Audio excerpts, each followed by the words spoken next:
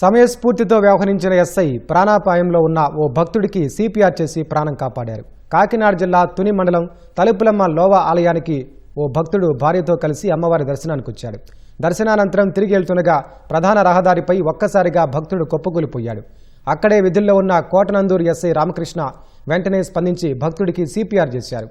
SI చాకచక్యంగా వ్యవహరించి CPR చేయడంతో బాధితుడి స్పృహలోకి వచ్చాడు.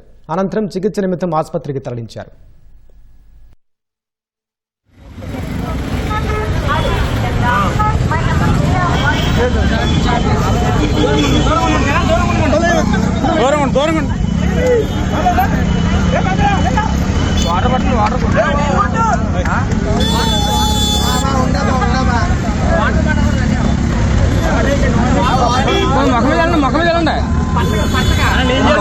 మొఖమే నీళ్ళు కొడితే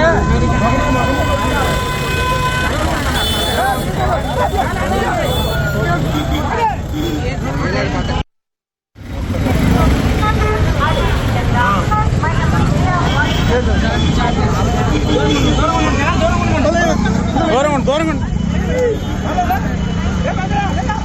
వాటర్ బట్టలు వాటర్